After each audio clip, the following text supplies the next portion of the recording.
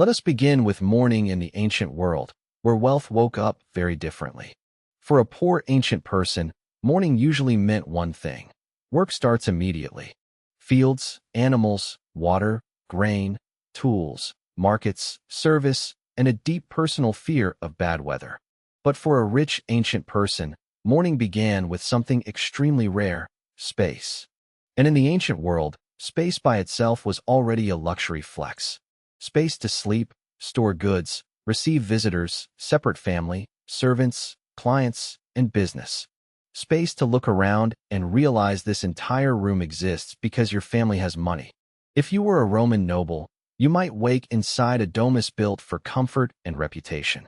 Your atrium was not just an entrance hall. It was a social machine with columns. Clients waited there, visitors judged there, and family status performed acrobatics in public. If you were Egyptian elite, your morning might involve linen, perfume, jewelry, servants, cosmetics, storage, land, prestige, and religion. If you were Mesopotamian elite, your morning might begin with tablets, seals, contracts, grain accounts, and the terrifying sentence, "The accountant is here." If you were a Han aristocrat, your morning came with silk, lacquer, bronze, jade, hierarchy, and ancestral expectations. And honestly, those ancestors were probably watching from an invisible balcony. But the rich ancient morning had one hilarious problem. It could be comfortable, impressive, and expensive, but it was absolutely not modern. There was no alarm clock, just sunlight, servants, roosters, noise, and someone coughing dramatically outside. There was no electric light. There were lamps, smoke, flame, and hope. There was no private bathroom with a lock, only arrangements that would make a modern tourist leave immediately. And there was no refrigerator, which meant food storage was a serious household operation.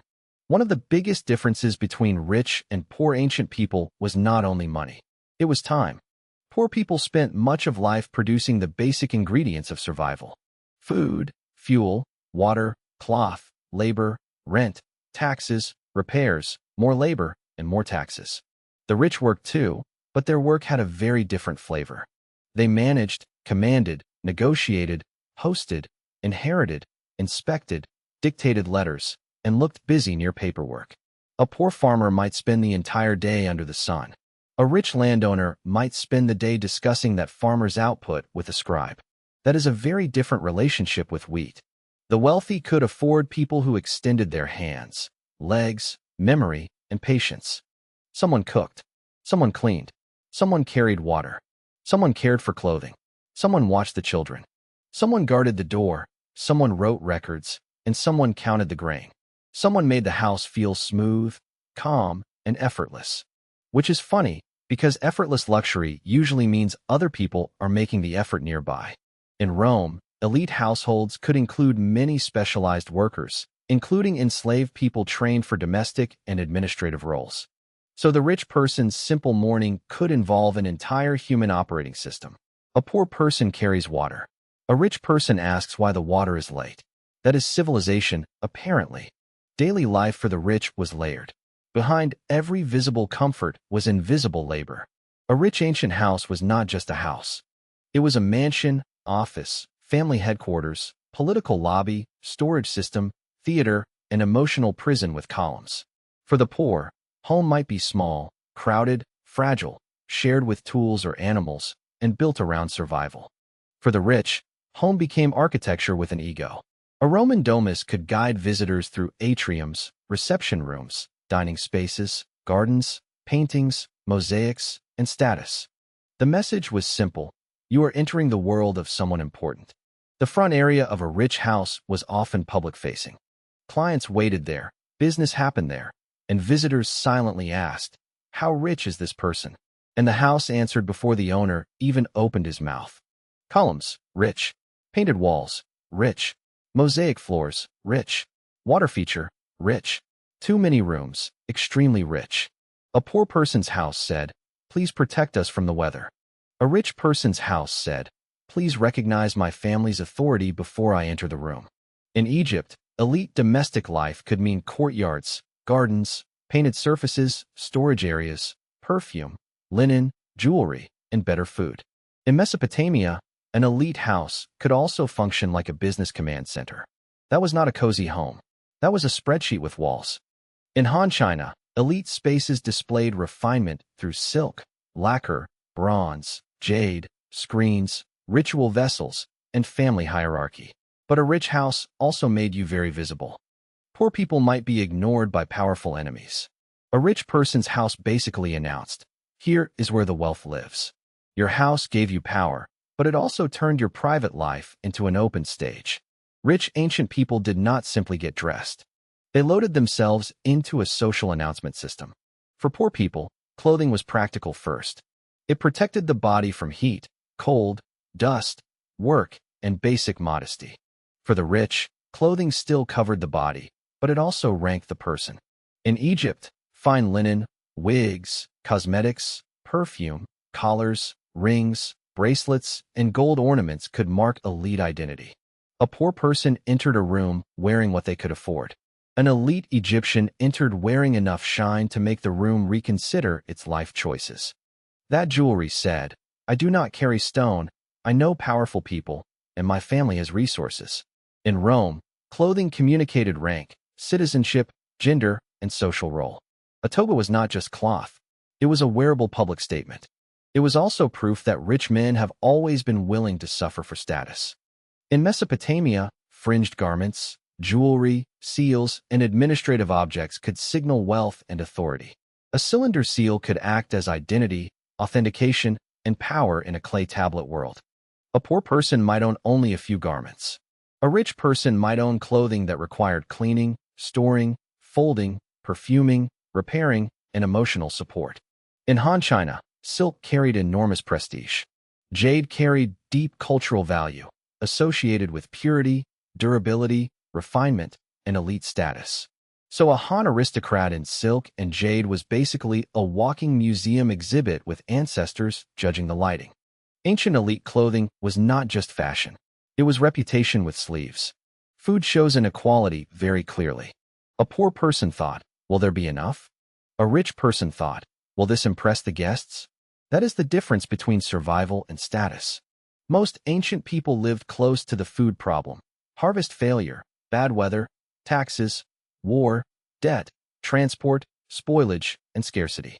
The rich had better access. They could store grain, own land, control herds, buy imports, employ cooks, and host feasts. They served wine, meat, fruit, sauces, fish, bread, oil, beer, dates, spices, and distance disguised as flavor. In Rome, elite dining was a performance. The triclinium arranged couches around a central table, turning dinner into hospitality, hierarchy, and social strategy. A poor person ate to survive. A rich Roman reclined like digestion was a political office. At a banquet, the food was not just food. It was evidence. Evidence of wealth, networks, taste, and the ability to feed people who might later save you socially. The guest list mattered. The seating mattered. The service order mattered. The wine mattered. The entertainment mattered. Someone judged the fish. Someone judged the couch. Someone judged your generosity. Someone fake laughed for a favor. Egyptian elite meals could show abundance through bread, beer, meat, fish, fruit, vegetables, oils, and presentation. Mesopotamian elites could show power through grain, beer, dates, oil, meat, storage, and controlled distribution. Han elites could turn dining into culture through ritual vessels, lacquerware, bronze, refined serving, and hierarchy. But ancient rich food still lacked modern food safety. No fridge, freezer, microwave, delivery app, or science-protected leftovers. Every elite meal required planning and labor. Farmers, cooks, servers, carriers, cleaners, storage managers, animal handlers, sellers, and scribes. Education may be the clearest sign of ancient privilege. For poor children, childhood often meant work early. Fields, animals, water, trades, family labor, and the serious subject of not starving. For rich children, childhood could mean training. Reading, writing, accounts, law, rhetoric, ritual, manners, music, literature, philosophy, and classical texts. How to sit, how to speak, and how not to embarrass the bloodline at dinner. In Rome, Education was not automatic, and wealthy families could hire private tutors at home. Less wealthy children learned in groups when schooling was available. So a rich Roman child might receive custom education. A poor child received reality. A rich boy learned rhetoric so he could speak in court, enter politics, manage estates, and weaponize grammar. A poor boy might learn how not to starve. In Mesopotamia, writing and accounting were enormous sources of power. Tablets, seals, contracts, and records connected literacy to law, trade, debt, land, and authority. Imagine being a rich Babylonian child and realizing your homework is literally clay. You cannot say the dog ate it. The dog would need dental surgery. In Egypt, scribal education could open doors to administration, temple work, taxation, estate management, and state service.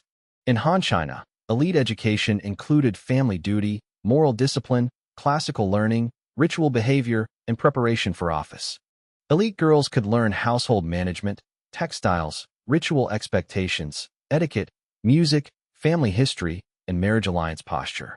Rich children had better food, clothing, teachers, and protection, but their childhood came labeled future asset. A rich ancient family was not just a family. It was a political machine wearing sandals. Father, mother, sons, daughters, grandparents, in-laws, servants, clients, scribes, and ancestors all had roles. And somehow, every single one of them had opinions. The elite man often represented the family in public.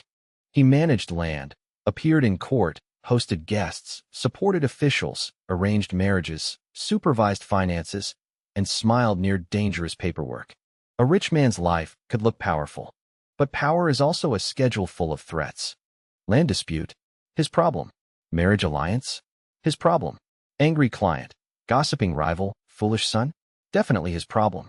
Elite women could also hold influence, though that influence changed across time and place. A wealthy woman might manage resources, supervise servants, maintain rituals, influence children, handle property, and connect families through marriage. An Egyptian noblewoman's jewelry, linen, perfume, hairstyle, and household role made elite status visible. A Roman elite woman could shape family reputation through marriage, motherhood, patronage, household management, and social networks. A Han aristocratic woman could be central to domestic hierarchy, ritual conduct, textile culture, and family continuity. But elite women also carried pressure. Marriage, heirs, reputation, ritual, and even mourning could become political. A rich daughter might dress better than almost everyone while adults negotiated her future and called it family strategy. Rich sons were heirs, which sounds great until everyone watches you become either a leader or a disappointment with expensive shoes. The eldest son inherited responsibility. Younger sons found usefulness through office, military service, priesthood, marriage, or strategic obedience. Children in poor families helped survival. Children in rich families helped power survive. The ancient rich family was a business, political party, school, religious unit, investment fund, reputation machine, and therapy problem. Ancient wealth was not only economic. It was cultural. The rich did not just buy objects. They bought meaning. They sponsored temples, displayed piety, held rituals, commissioned art, owned texts, supported festivals, built monuments, and demanded admiration. Poor people had religion and culture too, but the rich could make participation visible on a much larger scale. They could donate, build, commission, host, perform, decorate, and be remembered. In Egypt, wealth connected with religion through tombs, amulets, jewelry, burial goods, rituals, protection, status, and afterlife hopes. In Mesopotamia, temples, priests, scribes, accounts, offerings, and landholdings often connected religion, administration, and wealth. In Rome, elite culture loved public display. Houses, banquets, patronage, statues, inscriptions, speeches, funerals, and lineage. In Han China, elite culture emphasized rank, ritual, family, ancestors, refinement, jade, lacquer, bronze, and silk. Culture allowed the rich to say, "I am not merely wealthy. I am refined. I am moral. I am blessed. My family belongs at the top." That was useful because simply saying I have more grain than you can sound rude. But saying my family maintains cosmic harmony through ritual vessels and excellent posture sounds much more sophisticated. The poor had culture too. Songs, festivals, rituals, stories, local gods, and family traditions filled ordinary ancient life. But the rich could preserve culture in expensive materials: stone, gold, jade, painted walls, bronze, texts, and tombs. History often remembers the rich more clearly because they could afford evidence. The poor lived history. The rich engraved it. Now we reach the spicy part. Politics. Being rich gave you influence. It also made you a target with furniture. A poor person might suffer under politics. A rich person had to play politics. Land, marriage, taxes, temples, courts, documents, military support, patronage, debt, and favors tied wealth to power. In Rome, a wealthy man's house could receive clients, display status, and build political influence. In Mesopotamia, nobles, priests, merchants, scribes, landowners, and officials navigated power through documents, seals, grain, debt, and law. In Han China, aristocratic families navigated rank, imperial authority, inheritance, office, ritual, and court danger. The rich had access to power. But access is not safety. It is proximity to the explosion. If you were poor, officials might ignore you until tax time. If you were rich, officials knew your name, which sounds flattering until it very much is not. A governor wanted support, a king wanted loyalty, a temple wanted donations, a cousin wanted inheritance, and a rival wanted collapse. A servant might overhear secrets, and one badly repeated joke could become a diplomatic incident. Politics turned elite life into a dinner party where half the guests smiled and the other half calculated. You could influence law, be accused, buy favor, lose favor, arrange marriage, and accidentally feed your enemy. Ancient wealth was power, and power was delicious to enemies. So every polite smile came with suspicion. Ancient rich people did not stop being dramatic when they died. Death was not the end of status. Death was the final branding opportunity. Poor people might be buried simply, with few goods, little display, and almost no archaeological footprint. The rich try to make death look expensive. Tombs, inscriptions, jewelry, vessels, statues, painted walls, offerings, models, seals, weapons, jade, gold, pottery, and bronze. The message was clear. I was important, and I would like eternity to know. In Egypt, elite tombs and funerary goods expressed status, religious belief, afterlife hopes, divine protection, and memory. In Han China, aristocratic tombs could be astonishingly extravagant, with jade, bronze bells, crafts, and luxury goods.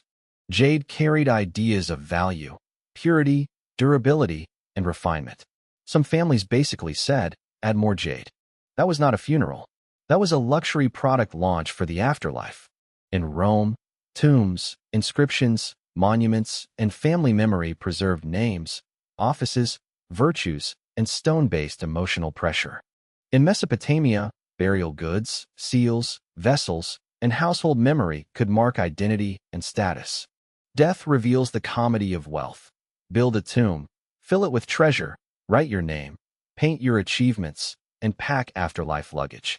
And still, death does not say, my mistake, you are clearly premium. So would you trade places with a rich ancient human? For one day, absolutely tempting.